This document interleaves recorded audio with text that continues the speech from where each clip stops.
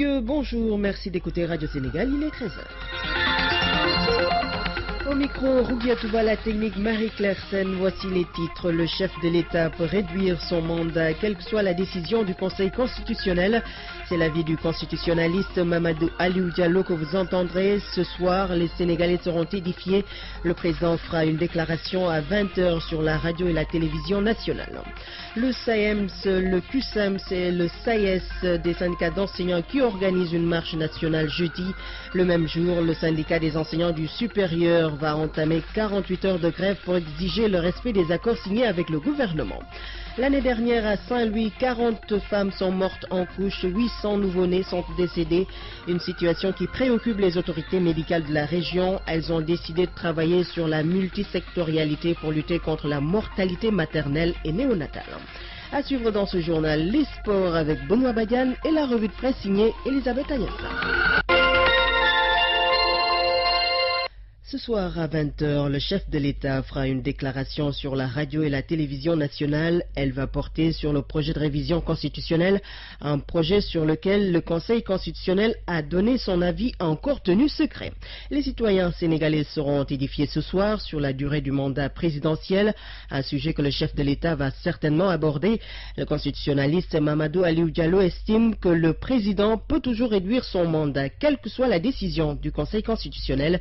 Il est joint par Mamadou Dior. La saisine du Conseil constitutionnel était un élément de la procédure de révision. L'avis du Conseil constitutionnel. Il peut résulter de cet avis deux situations. Première situation, le Conseil constitutionnel peut donner suite à la demande du président de la République en disant oui, vous avez la possibilité de porter le projet de loi au référendum, donc demander à la population de se prononcer par rapport à la réduction de ce mandat. C'est l'option la plus simple, je pourrais même dire la plus logique. Donc le président va par décret convoquer le corps électoral à une date certaine pour pouvoir se prononcer par référendum par rapport à la modification de l'article 27 de la Constitution. Deuxième option, si le Conseil constitutionnel donne un avis défavorable. Mais là également, ce qu'il faut comprendre, c'est que cet avis, c'est mon avis personnel, ne lie pas le président de la République. Autrement dit, le président de la République a respecté les règles du jeu, en saisissant le Conseil constitutionnel, en saisissant le président de l'Assemblée nationale, mais l'avis ne le lie pas. Il a également dans sa figure la possibilité justement de continuer son projet et soumettre le projet de loi au référendum. Donc il n'y a pas de difficulté par rapport à cette question-là. Dans ce cas-là, il n'y a pas que la réduction du mandat, il y a d'autres modifications de la Constitution. Dans la mesure où l'ensemble des questions qui ont été posées ont été formulées dans le même document par lequel le président a saisi le Conseil constitutionnel. Ces questions vont suivre la même procédure, vont subir le même sort. Le président peut aussi dire je me conforme à la décision du Conseil constitutionnel. Oui, il peut dire je me conforme, il peut donc donner acte à la décision du Conseil constitutionnel, comme il peut ne pas être lié. Il n'y a pas d'obligation pour lui de se conformer à la décision du Conseil constitutionnel. Mamadou Aliou Diallo, le constitutionnaliste qui soutient que le chef de l'État peut réduire son mandat, quelle que soit la décision du Conseil constitutionnel. Ce soir, les Sénégalais seront édifiés. Le président fera une déclaration à 20h sur la RTS. Révision des listes électorales à Kaolack. 15 jours après le début des opérations, seules 50 inscriptions ont été enregistrées. Les détails avec Daouda Badiane. Les locaux de la commission de révision des listes électorales. Ici, les opérations ont démarré depuis le 1er février. Seulement, dira Youssouf Faye, président de la commission, c'est pas encore le grand rush. Vous-même, vous l'avez constaté, c'est la morosité. C'est l'habitude des Sénégalais. En général, ils attendent toujours le dernier moment pour nous enfuir. Mais pour l'instant, ça se passe bien. Nous sommes presque à une cinquantaine d'inscrits. Par jour, ils arrivent de faire combien d'inscriptions? Ça dépend, oui. Parfois, on a des 5, maximum peut-être 10 par jour. Mais c'est pas évident aussi. Parmi les rares citoyens venus s'inscrire, Bigedja, la demoiselle vient pour la première fois chercher une carte d'électeur. C'est parce que nous fait-elle comprendre. Je suis ici aujourd'hui pour chercher une carte d'électeur pour les élections 2017. Vous aviez déjà cette carte? C'est la première fois. Je veux me sentir être un citoyen, de choisir mon président. El Hadji Ndiaye, responsable politique du parti Aprodel, renseigne qu'il est venu prendre des informations utiles pour mieux sensibiliser la base. En tant que responsable politique, il est de notre devoir de venir constater le travail qui se fait ici. Les gens de la commission que nous avons trouvés le font bien et nous donnent les bonnes informations. Et cela nous permet une fois de retour à la base de faire une bonne sensibilisation. La date de clôture des révisions des listes électorales est fixée en juillet. Toutefois, il y a lieu de rappeler aux populations le mieux, c'est de pouvoir s'acquitter à temps de ce devoir citoyen. Daouda Badiane, Kaolack, RTS. Front social en ébullition, le QSEMS et le Grand Cadre observent une grève demain, mercredi. Jeudi, le SAES va entamer 48 heures de grève. Le même jour aura lieu la marche nationale organisée par le QSEMS, le Grand Cadre et le SAES. Ces syndicats d'enseignants unissent leurs forces pour le respect des engagements pris par l'État. Le chargé des revendications au bureau national du SAES, Moustapha Sall, est joint par Yolande Diaye. On a signé ce protocole le 16 mars. 9 mois après, on n'a rien vu et il a fallu qu'on dépose un préavis de grève pour qu'on commence à se souvenir qu'ils avaient signé des choses en adoptant un projet de loi le 12 alors que la loi devait entrer en vigueur le 1er janvier. On demande à l'État d'approcher les traitements qui nous coûtent nos pensions 10 000 à 80 000 francs par mois selon le grade et selon la durée. L'État avait proposé de rectifier. Et ne l'a pas fait. L'État a sorti des camarades qui ont droit au logement administratif. Et l'État sort un décret pour exclure les enseignants du supérieur de ce que la loi leur confère. On a trop attendu. La phase d'avertissement est finie. Maintenant, c'est la phase du bras de fer. Est-ce qu'il n'aurait pas été opportun d'abord d'essayer de vous en ouvrir à l'État avant d'aller vers cette marche et vers la grève? Quand vous signez un protocole depuis 2011, c'est que vous avez négocié avec l'État. On a signé le dernier protocole avec l'actuel gouvernement sous l'égide de 6 députés. Donc on ne peut plus dire au SAES qu'il n'a pas été patient et qu'on a fait du lobbying à tous les niveaux de ce pays. Pourtant, le ministre de la fonction publique dit que le travail est en train d'avancer et que malheureusement, vous allez plus vite que la cloche. On n'a pas de leçon à tirer de quelque ministre que ce soit, parce qu'on a tout fait et par contre, c'est à eux de travailler et de travailler pour le peuple. Moustapha Sall, chargé des revendications au bureau national du syndicat autonome des enseignants du supérieur. Le SAES, le QSEMS et le Grand Cadre des syndicats d'enseignants organisent une marche nationale jeudi. Le même jour, le syndicat des enseignants du supérieur va entamer 48 heures de grève pour exiger le respect des accords signés avec le gouvernement. La localité de Faraba, la périphérie de Kolda, n'est pas électrifiée, ce que ses habitants considèrent comme une injustice. Ils demandent réparation et rappellent au gouvernement des projets qui prévoyaient l'électrification de plusieurs localités de la région de Kolda à Bassane. L'État avait pris des engagements lors du Conseil des ministres décentralisé tenu à Kolda en avril 2013 d'étendre l'électrification à plusieurs localités. La Convention 20 devait permettre à plus de 20 000 ménages ruraux d'accéder à l'électricité. La zone de Farba, Sintian Hassan, entre autres, attendent toujours. Moudjibou Rahman Baldé, coordonnateur de synergie pour le développement économique et social, SIDES, zone de Faraba. Il y a eu des poteaux qui ont été déposés. 2 années après, jusqu'à présent, les travaux n'avancent pas. Pire encore, l'électricité est distribuée à des kilomètres, laissant dans le noir les populations. Moudjibou Rahman Baldé. Depuis 40 ans, la centrale est sur place. Mais la zone ne bénéficie d'aucune extension électrique. Il faudra rappeler à la Sénélec qu'ils ont une responsabilité sociétale. Et ça, c'est une injustice que nous demandions à l'État de réparer. Les populations riveraines qui continuent de subir la pollution sonore de la centrale électrique ont décidé de ne plus croiser les bras. Jusqu'à présent, nous pensons que les autorités ne veulent pas comprendre. Les prochains jours, les populations vont se mobiliser pour réclamer leurs droits. Et nous serons dans la rue s'ils ne répondent pas à notre aspiration. Il faut signaler que la zone de Faraba, contiguë au centre hospitalier régional, reçoit régulièrement des malades venus se soigner à toute heure de la nuit. À Bassane, Kolda, RTS. En 2015, Saint-Louis a enregistré 40 décès maternels, 800 décès de nouveau-nés.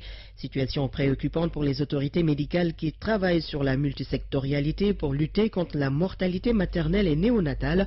Un CRD vient de se tenir et un plan d'action est attendu. Tierno Diallo.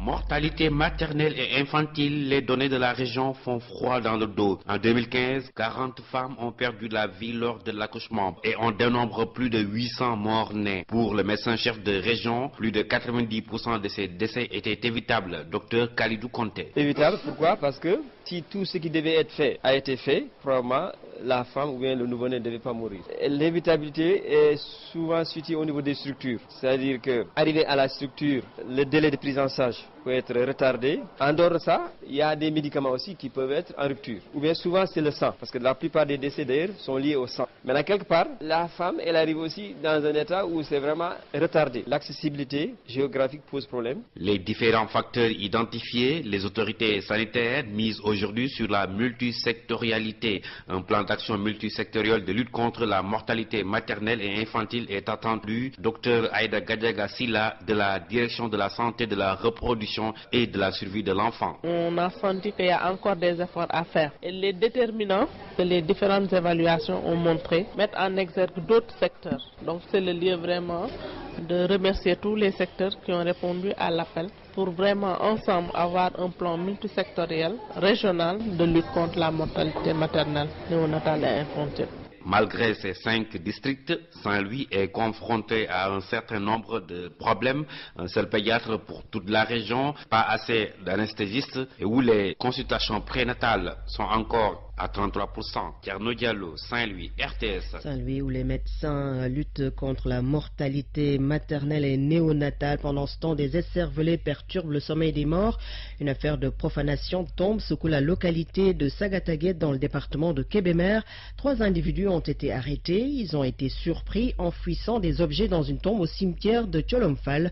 Le récit d'Ousmane Bang. Une affaire de profanation de tombe défraie la chronique dans le département de Kébémer. 3 individus surpris en train de creuser sur une tombe au cimetière de Tcholomfal, chef-lieu de commune rurale située à une quinzaine de kilomètres de Kébémer, ont été arrêtés et placés sous mandat de dépôt à la brigade de gendarmerie de Sagataguet. Les mises en cause roulant à bord d'un véhicule 4x4 se sont introduits dans le cimetière de la dite localité avant de creuser sur la place d'une tombe pour ensevelir des gris-gris et des objets mystiques. C'est au moment de se tirer des lieux qu'un habitant du village qui a suspecté la voiture à cette heure a alerté les habitants. Beaucoup d'entre eux ont accouru en direction du cimetière où ils ont trouvé le trio qui est resté sans réaction. Voulant tirer au clair cette affaire qu'ils considèrent comme une profanation, certains habitants ont pu les retenir sur les lieux avant d'aviser les éléments de la gendarmerie de Sagata qui se sont déportés sur les lieux pour procéder à leur arrestation. Les mises en cause qui ont avoué les faits qui leur sont reprochés ont été placés en garde à vue pour être déférés ce mardi. Selon certaines sources, l'une des personnes arrêtées est un émigré qui vit des moments difficiles et qui avait sollicité les prières d'un charlatan, ce qui l'a amené à commettre avec ses complices cet acte qui suscite bien la colère des habitants de Tcholomfal. Ousmane Bang, Radio Régionale de Louga, RTS. Le département d'Oussouye présente ses potentialités à travers sa 4e foire économique et culturelle.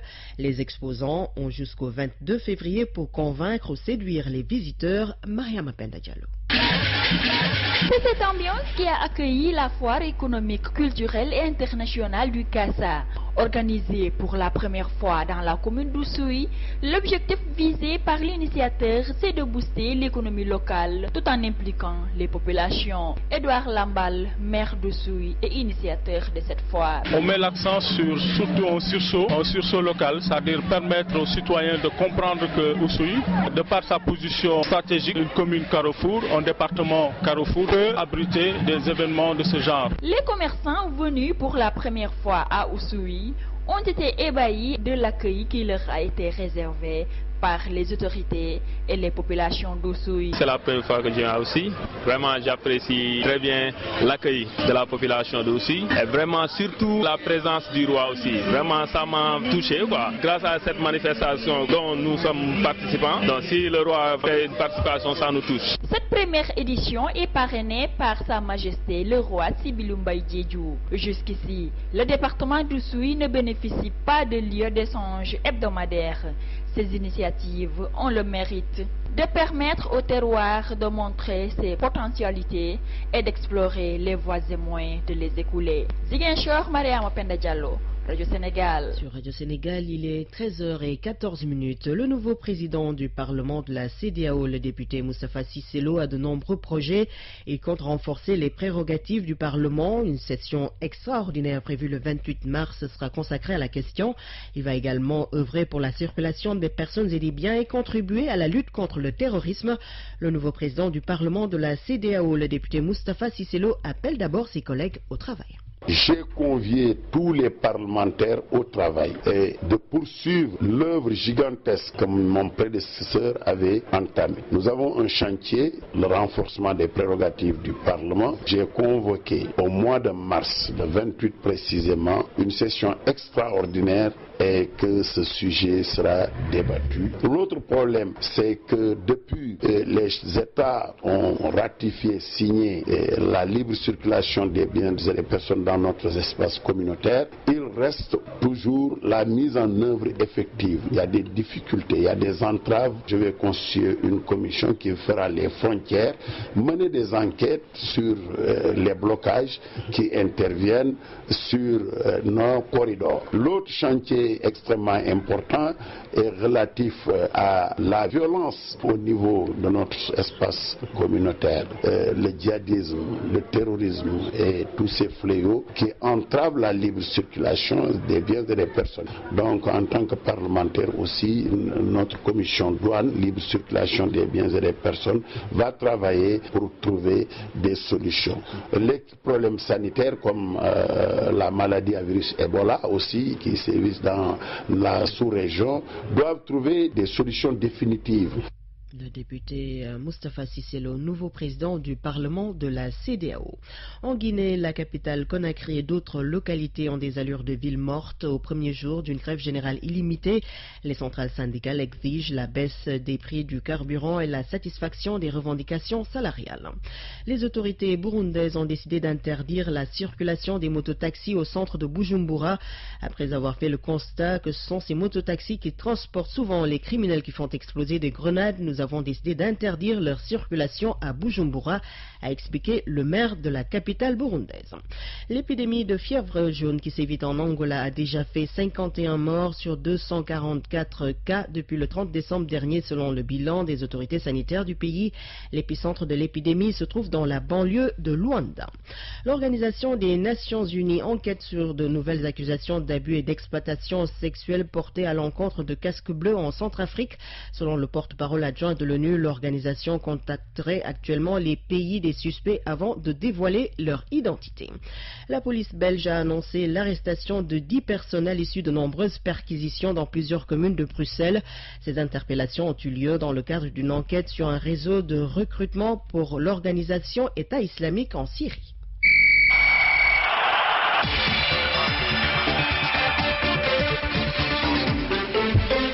13h17, l'actualité sportive, c'est avec Benoît Badiane.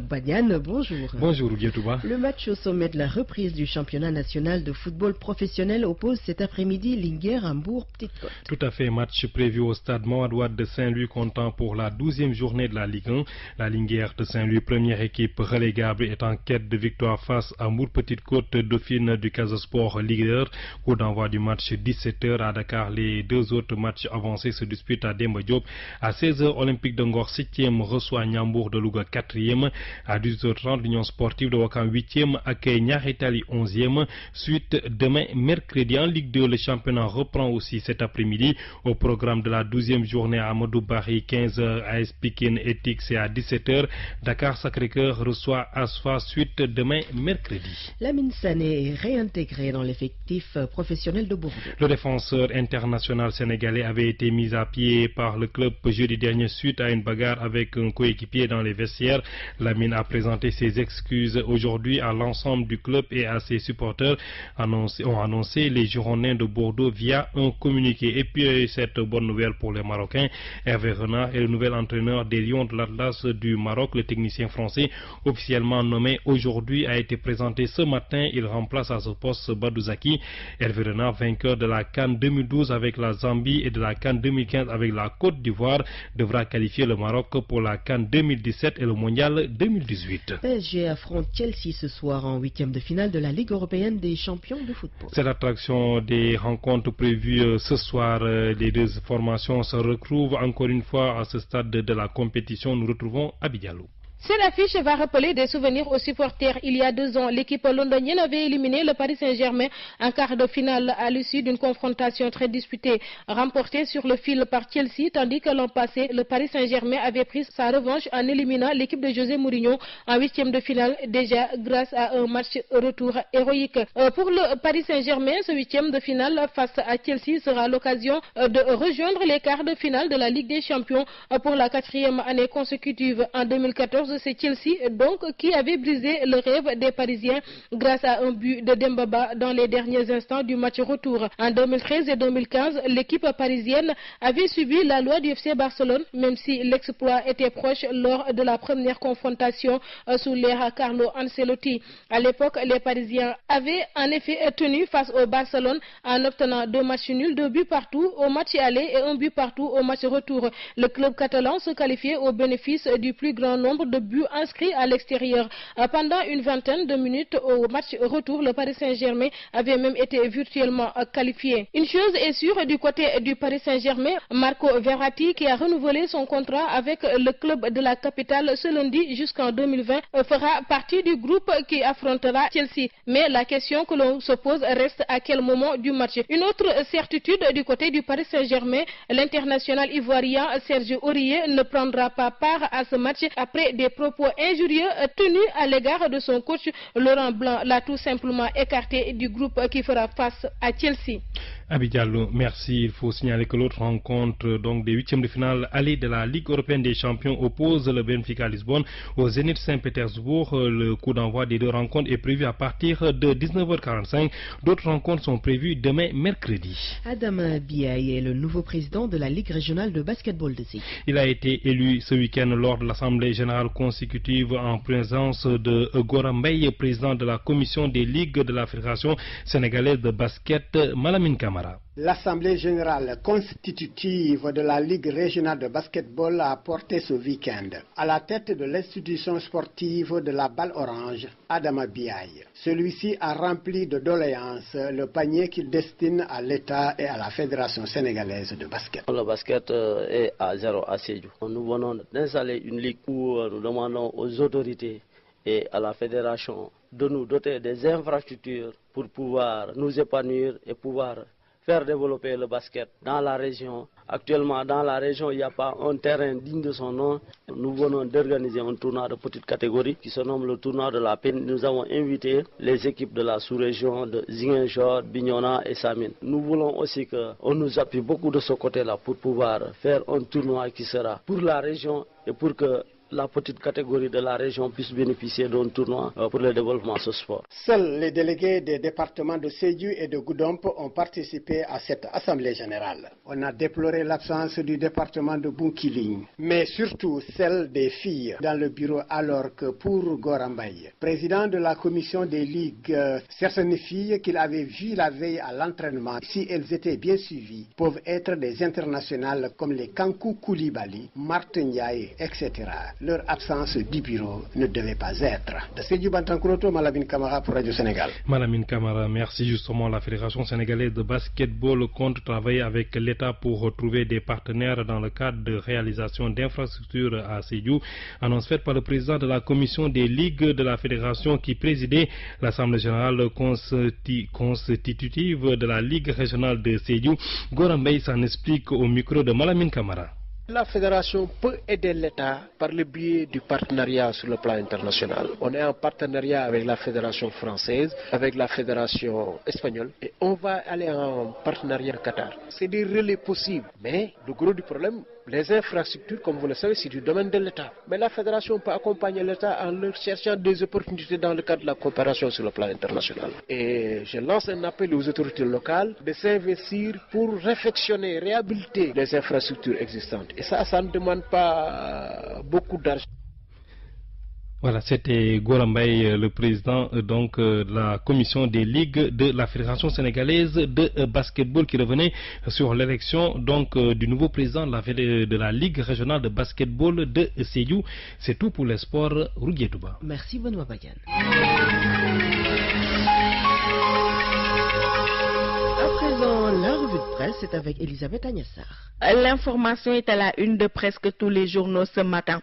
Le chef de l'État, comme le révèle l'Afrique nationale, va faire une déclaration ce soir à 20h après avoir reçu l'avis du Conseil constitutionnel relatif à son projet de révision de la Constitution. En effet, rappel Walfadjri, Macky Sall avait saisi les 5 sages afin qu'ils se prononcent sur la possibilité ou non de réduire son mandat en cours de 7 à 5 ans. Ce qui poursuit le journal le met face à son destin. Le chef de l'État révèle l'Obs ce matin a reçu l'avis des 5 sages depuis vendredi, mais la présidence de la République a bien verrouillé l'information pour réserver la primeur aux populations. Le Sénégal retient son souffle, écrit ce matin Sud Quotidien, qui se demande si Macky Sall va se lier ou ramer à contre-courant de l'avis du Conseil constitutionnel. Mais si l'on en croit l'enquête citant des sources ce matin, les 5 sages obligent le chef de l'État à faire du wax-waxet. En d'autres termes, poursuit le journal, ils sont d'avis que le président Sall ne peut réduire son mandat de 7 à 5 ans. Lui qui a déjà juré devant le Conseil constitutionnel de faire un septennat, tout sauf la réduction du mandat en cours, renchérit le quotidien qui, citant des sources bien informées, avance que les 5 sages se sont prononcés contre l'application du quinquennat au mandat en cours. Ainsi, poursuit la Tribune, le Conseil constitutionnel a demandé le respect du septennat, mettant le président Macky Sall, qui tient à réduire son mandat, devant ses responsabilités. Ainsi fait remarquer le populaire, Macky Sall est entre le marteau du wax-waxet qui a emporté son prédécesseur et l'enclume du Conseil constitutionnel. Un véritable dilemme, poursuit le populaire, qui estime que si le président décidait de passer outre l'avis des 5 sages, il violerait la Constitution. Mais pour Rewmi Quotidien, cet avis n'en est vraiment pas un, dans la mesure où les 5 sages n'ont fait que refiler la patate chaude à Macky sans se rendre compte qu'ils ne lui rendent pas service en le mettant dos au mur. Et poursuit le journal, les 5 sages renouent ainsi avec une vieille tradition honnie depuis par nos compatriotes. Quoi qu'il en soit, fait remarquer Sucré Salé. Et c'est l'avis de Macky Sall qui est le plus attendu aujourd'hui. Lui qui est ballotté entre le respect de la parole donnée et celui de l'avis donné. En tout cas, relève Sambalar, il joue gros parce qu'il s'est embourbé dans ce sable hautement mouvement qu'est la matière constitutionnelle, et il lui sera très difficile de sortir indemne de ce pétrin. Seulement, poursuit le commentateur du Populaire, il a le choix de son broyeur puisqu'il peut enjamber la décision du Conseil constitutionnel et se mettre en marge de la loi ou rouler pour 7 ans et confirmer ainsi qu'il est bien le fils politique de Wax-Waxet Wade et prouver que le délit est un trait de caractère familial. Mais soutient Birima de la Tribune, Macky Sall doit se donner les moyens de respecter sa promesse contre vents et marées, parce que poursuit le biétiste de la Tribune, le candidat qui promettait de réduire le mandat présidentiel une fois élu savait qu'une telle proposition allait susciter de l'engouement pour des citoyens traumatisés à l'époque par l'obsession de Wade à vouloir se présenter pour un 3e sac, avec les nombreux morts et blessés enregistrés, et conclut Birima, en voulant lier le président à l'avis du Conseil constitutionnel. Cela qu'il appelle les tailleurs lit aussi tous ceux qui sont convaincus que le respect de la parole donnée est une vertu. 13h28, c'est la fin de ce journal. Le rappel des titres, le chef de l'État peut réduire son mandat, quelle que soit la décision du Conseil constitutionnel. C'est l'avis du constitutionnaliste Mamadou Aliou Diallo. Et ce soir, les Sénégalais seront édifiés. Le président fera une déclaration à 20h sur la radio et la télévision nationale.